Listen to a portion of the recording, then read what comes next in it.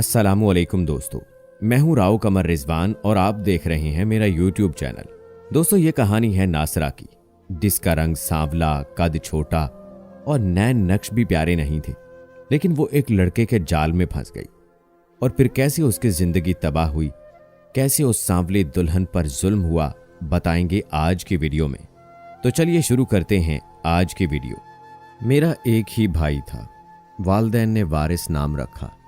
वालिदैन अपने बच्चों के अच्छे अच्छे नाम रख देते हैं, मगर कोई नहीं जानता कि मुस्तकबिल में औलाद कैसी निकलेगी, क्योंकि अच्छे अच्छे नामों वाले भी माँ के सर की चादर और बाप की पगड़ी को खाक में मिला देते हैं।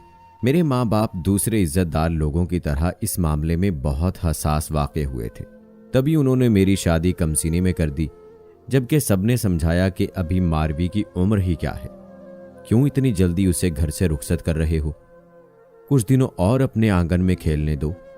लेकिन अम्मी अब्बू ने हर एक की बात सुनी अनसुनी कर दी। कहा कि ज्यादा सोच विचार में ताखीर हो जाती है और नेक काम में ताखीर अच्छी नहीं होती। उधर मैं ब्याही गई, उधर अम्मी बीमार पड़ गई। अब उनकी देखभाल करने वाला कोई न रहा, घर के काम काज के लिए भी परेशानी हो गई। वालिद साहब सुबह दफ्तर जाते और शाम को लौटते। वारिस भाई कॉलेज में पढ़ते थे, उनकी उम्र 19 साल थी, वो भी अम्मी को नहीं संभाल सकते थे। घर का काम क्या करते, गर्ज घर का शराजा बिखर गया था। उन दिनों मेरे यहाँ बेटी की पैदाइश हुई थी। मैं के जाकर वालदा की खिदमत करने से कासिर थी। वालिद साहब ने अपनी परेशानी का एक दोस्त से जिक्र किया तो अंकल रजाक ने कहा कि मेरी बेटी घर में फारिग रहती है, वो आपकी भी बेटी है, रोज सुबह आपके घर आ जाएगी और शाम तक आपकी बीवी के पास रहेगी। यूं नासरा हमारे घर आने लगी। चूंकि अंकल का घर वालिद साहब के घर से 2 फरलांग के फासले पर था, लिहाजा नासरा को आने जाने में कोई परेशानी नहीं थी। नासरा बहुत समझदार और सुघड़ लड़की थी, घर के काम काज में बहुत अच्छी थी। उसे अपने घर में काम काज करने की बचपन से आदत पड़ी हुई थी, लिहाजा वो हमारे घर का तमाम काम खुश उसलूबी से करने लगी। घर की सफाई, बर्तन धोना, खाना पकाना और मेरी वालदा की देखभाल, सारा बोझ उठा लिया था। वालिद और भाई को कदरे सुकून मिल गया कि ये बच्ची हमारे लिए फरिश्ता रहमत साबित हुई है। वो अम्मी के साथ मेरे भाई और अब्बा जान के खाने पीने का भी बहुत ख्याल रखती थी, हत्ता कि उनके कपड़े भी इस्त्री कर दिया करती। नासरा ने मैट्रिक पास किया था। इसके बाद कॉलेज में दाखिले की हसरत दिल में रह गई, क्योंकि अंकल गरीब आदमी थे, बड़ी मुश्किल से उनके घर का गुजारा चलता था। अंकल रजाक मेरे अब्बा के बचपन के दोस्त थे। दोनों की कोई बात एक दूसरे से छुपी ना थी। जब कभी अंकल को पैसों की शदीद ज़रूरत होती, वो अपनी इस ज़रूरत का इजहार वालिद साहब से करते और अब्बा हर मुमकिन उनकी मदद कर देते थे। किस्सा मुख्तसर, उनमें सगे भाइयों जैसी मोहब्बत थी। नासरा में बहुत खूबियाँ सही, लेकिन सूरत उसकी दबती हुई थी। रंगत गहरी सांवली और छोटा कद, दुबली इतनी कि एक नज़र देखने से मालूम नहीं होता था कि लड़का है या लड़की। कहते हैं इंसान में गुण हो तो सूरत शक्ल फिर कोई मानी नहीं रखती। चंद दिनों में नासरा ने अम्मी अब्बू और भाई को अपना गिरवीदा कर लिया। ख़ास तौर पर वारिस उसकी तरफ ज़्यादा मुतवज्जे रहने लगा। जाहिर है कोई अगर आपकी बेलौस खिदमत करे तो आप उसकी नेक अतवारी के मोतरफ तो होंगे ही, लेकिन यहाँ बात इससे कुछ आगे चली गई। मेरा भाई नासरा के गुण गाने लगा। वो नासरा की बात बात पर तारीफ करता तो अम्मी जान भी मुस्कुरा देती, और जब मैं अम्मी से मिलने जाती वो मुझे बताती कि तुम्हारा भाई नासरा को पसंद करने लगा है, अब मुझे उसकी दुल्हन ढूंढने की ज़रूरत नहीं। ये तो अच्छी बात है अम्मी, लड़की के गुण आपने देख परख ही लिए हैं और उसके घर वाले तो वैसे भी आपके देखे भाले लोग हैं। बहू अच्छी मिल जाए तो बुढ़ापा सुकून से गुजरता है, घर तो बहू से बनता और सलामत रहता है ना। अम्मी को इस बात पर कोई एतराज़ ना था कि नासरा और वारिस की मुस्तकबिल में जोड़ी बन जाए। मेरे भाई ने नासरा को घर में इस कदर तवज्जो और अहमियत दी कि उसे यकीन हो गया वो उसे कभी धोखा ना देगा। फिर ये हुआ कि भाई ने वाक़यातन उसे यकीन दिला दिया कि वो उससे शादी करेगा। इस यकीन से नासरा को बेहद सुकून मिला और वो हमारे घर को अपना घर समझने लगी। तभी दिलो जान से मेरे माँ बाप की खिदमत करने लगी।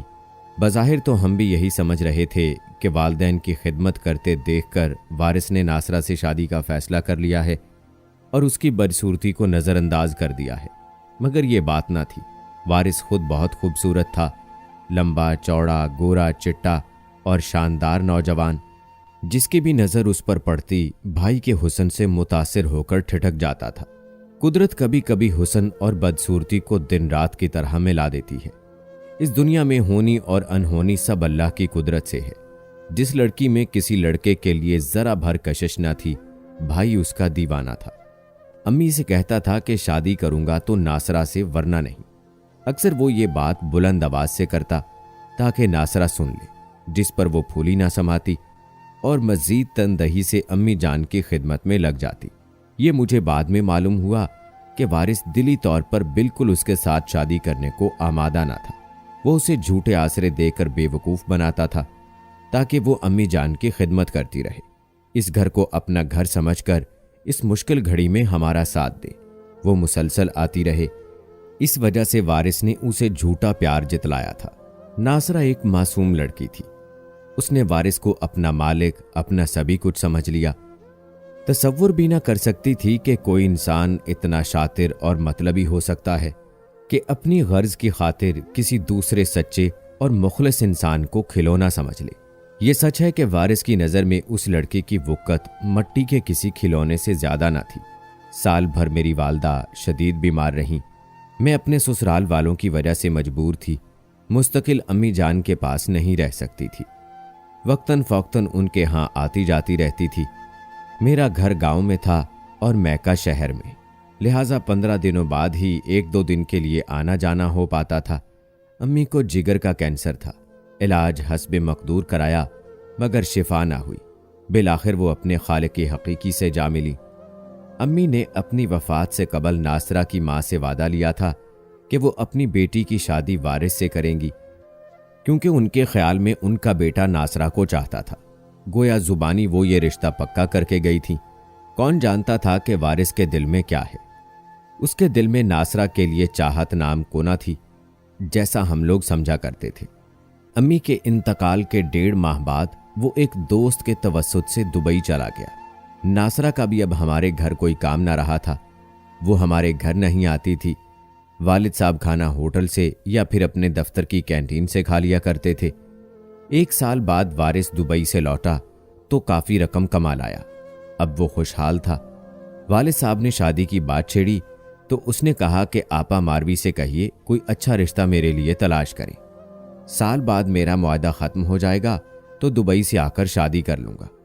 वालिद साहब उसकी बात सुनकर परेशान हो गए, क्योंकि सब ने तय किया हुआ था कि वारिस की पसंद चूंकि नासरा है तो कोई और लड़की ढूंढने की क्या ज़रूरत है। वालिद साहब ने मुझे बुलवाया और कहा कि अपने भाई से इस मामले पर बात करो। मैं रज़ाक को ज़ुबान दे चुका हूँ। मैंने वारिस से बात की। वो बोला, आपा खुदा का खौफ करो, क्या मेरे लिए यही बदसूरत लड़की रह गई है जिसकी तरफ देखने के लिए भी जी कड़वा करना पड़ता है?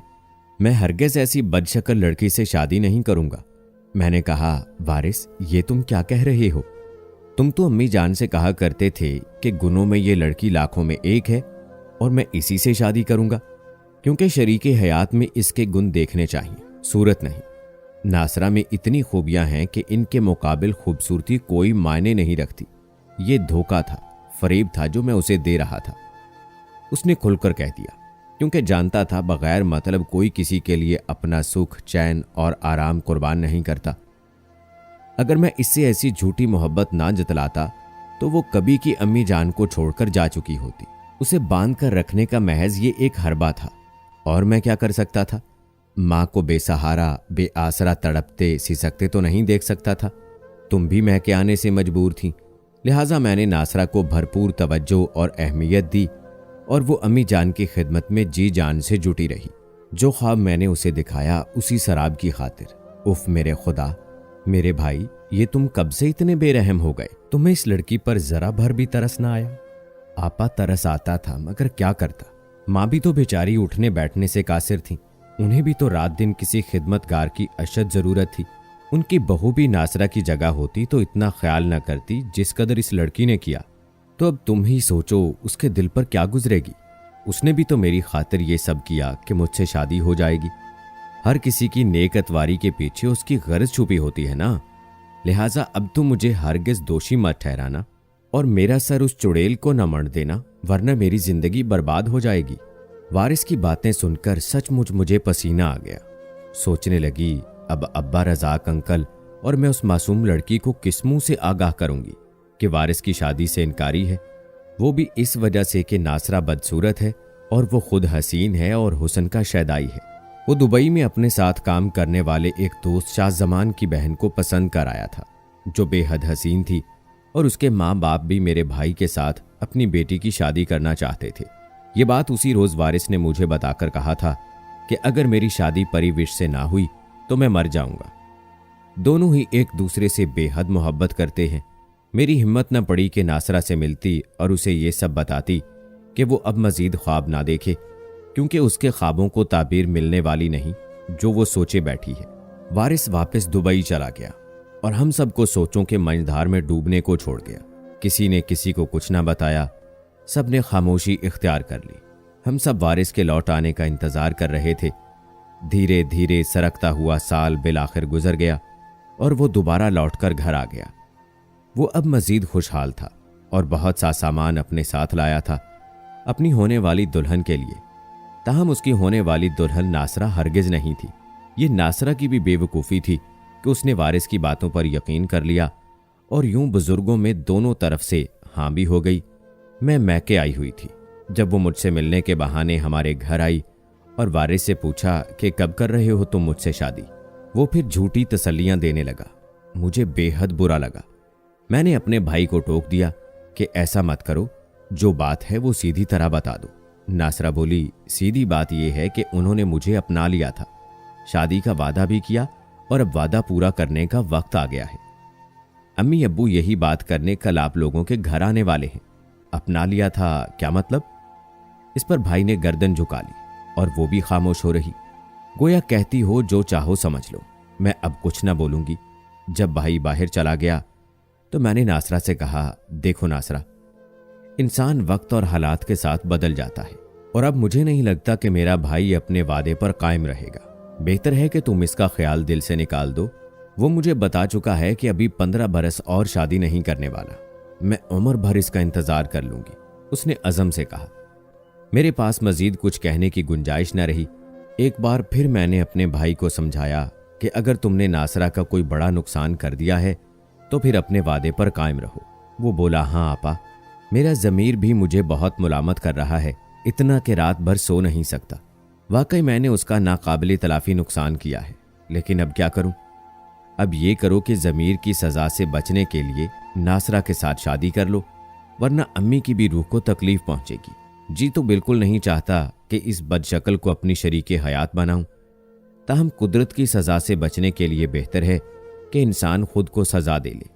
मुझ में अब नासरा के रूबरू इनकार की जुर्रत नहीं है। उसके माँ बाप सारे मोहल्ले वालों की तरह तरह की बातों को सुनकर भी नज़रअंदाज करते रहे और वालदा की तीमारदारी की खातिर से हमारे घर मुसलसल भेजते रहे। वो किसी को मुंह दिखाने के लायक न रहेंगे, जबकि सबको मालूम है कि वालदा मरहूमा खुद ये रिश्ता तय करके गई है। मगर इसका छोटा कद और गहरा सांवला रंग, इसका छोटा कद और गहरा सांवला चेहरा क्या पहले तुम्हें बुरा नहीं लगा था? मैंने सवाल किया। उसने अपना सर पकड़ लिया। ज़मीर और ख्वाहिश में कशमकश कई दिनों तक जारी रही। बिलाखिर फतह ज़मीर की हुई और बादल ना खास्ता सही नासरा से शादी पर रजामंदी दे दी, क्योंकि इसे यकीन था अगर शादी से इनकार किया तो सचमुच ये लड़की मर जाएगी। बिलाखिर मेरी कोशिशों से वारिस और नासरा की शादी अंजाम पा गई। नासरा के माँ बाप बेहद गरीब थे, यहाँ तक कि वो नासरा को सिर्फ 5 जोड़े कपड़े और एक बिस्तर ही दे सके, जबकि बरी में उसे एक से एक बढ़िया शय मिली। ये सब चीजें भाई दुबई से लाया था। बरी के जोड़े और जेवर देखकर मोहल्ले वाले कह रहे थे कि इसे कहते हैं अच्छी किस्मत, वरना लड़की वाले तो दुल्हा को एक अंगूठी तक नहीं पहना सकते थे। शादी वाले दिन मोहल्ले वालों ने तरह तरह की बातें की कि दुल्हा कितना हसीन है, दुल्हन इसके साथ जरा भी नहीं सज रही। कहाँ 6 फीट कद का वारिस और कहाँ ये 2 बालिश्त की चूहिया सी छोकरी। खुदा की कुदरत के हूर के पहलू में लंगूर की मिसाल तो सुनी थी, मगर यहाँ तो सब उलट हो गया है। खुदा जाने क्या देखा वारिस और उसके माँ बाप ने इस लड़की में। खुद वारिस की शक्ल इस कदर रूहासी हो रही थी कि मेरा भी दिल सुलग उठा कि यार अब ये कैसा जोड़ मिला दिया। कोई भी ऐसी बात नहीं थी इस लड़की में जैसी हर खाविंद अपनी बीवी में देखना चाहता है। और अब तो ये ढोल सारी जिंदगी गले में डालकर उसे बजाना था। शादी के बाद सिर्फ 2 माह वो पाकिस्तान रहा और फिर दुबई चला गया। दुबई से साल बाद यूरोप को निकल गया और 5 बरस तक नासरा की खबर ना ली। जब वो घर लौटा तो नासरा को घर में ना पाया। ज़ईफ बाप ने बताया कि एक रोज़ ज़रा सी बात पर वो उलझ पड़ी और मुझसे चीख कर बात करने लगी। मैंने डांटा तो घर छोड़कर चली गई। वारिस को बहाना मिल गया। उसने इस बात पर कि नासरा ने क्यों बूढ़े ससुर से ऊंची आवाज में बात की थी, उसको तलाक देने की ठान ली। ये भुला दिया कि उसने 5 बरस तक 80 साला ससुर की देखभाल भी तो की थी, उनको खाना पकाकर खिलाया था। क्या हुआ जो एक दिन उससे गुस्ताखी हो गई। नासरा को पता चला कि शौहर आ गया है। वो अपने वालिदैन के साथ आ गई। शौहर और ससुर से माफ़ी मांगी। ससुर ने तो माफ़ कर दिया, मगर मेरा भाई उसे माफ़ी देने पर तैयार ना था, क्योंकि उसके मन में चोर था। उसका बर्ताव अपने ससुर के साथ बुरा नहीं रहा था, मगर वो वारिस के इंतज़ार की वजह से थक चुकी थी, तभी घर पर पूरी तवज्जो न दे सकती थी। पड़ोसन ने भी वारिस को बताया कि कसूर तुम्हारी बीवी का है। जब भी मैं तुम्हारे घर आती तो यही देखा कि घर फैला हुआ है। अक्सर सालन होटल से मंगवा लेती, कभी रोटियां ज़्यादा बनाती तो बची रहती। कर्ज इसने ऐसी लापरवाही इख्तियार कर ली कि घर को घर वाह करके रख दिया। वारिस को तो बहाना चाहिए था। पड़ोसन की बातों ने और हवा दी और यूं पड़ोसन की गवाही ने नासरा का घर उजाड़ कर रख दिया। वो इतने इंतजार की अजियत सहकर भी साबित कदम थी। तलाक लेना नहीं चाहती थी, लेकिन वारिस ने उसे तलाक दे दी। मैंने जब उसे लान तान की तो कहा कि मैं तलाक देने नहीं आया था, साथ ले जाने आया था, लेकिन इसने खुद ऐसे हालात पैदा कर लिए कि ये नागवार अमर मुझे अंजाम देना पड़ा। अपने भाई का ये जवाब सुनकर मेरा दिल खून हो गया। भाई ये अमर नागवार अंजाम देकर यूरोप लौट गया। बाद में मुझ पर इंकशाफ हुआ कि उसने परी विश से शादी कर ली, क्योंकि उसके वालिदैन का यही तकाजा था कि पहले पहली बीवी को तलाक दो, फिर हमें तुम्हें अपनी लड़की का रिश्ता देंगे। इंसान कभी बहुत जालिम हो जाता है। अपनी खुशी पाने के लिए वो सब कुछ कर गुजरता है जो उसे नहीं करना चाहिए था। दोस्तों, वारिस ने बहुत गलत किया कि जैसे नासरा से शादी का वादा किया, और सिर्फ वादा नहीं बल्कि वो सब कुछ हो गया जो कि गुनाह है। ऐसे जालिम को क्या सज़ा मिलनी चाहिए। लेकिन लड़कियों के लिए भी सबक है कि कभी शादी से पहले किसी लड़के के इतने करीब ना हों कि हर हद से गुजर जाएं और बाद में पछतावा हो। कैसी लगी कहानी कमेंट बॉक्स में लाजमी बताएं। मिलते हैं अगली वीडियो में। अल्लाह हाफिज।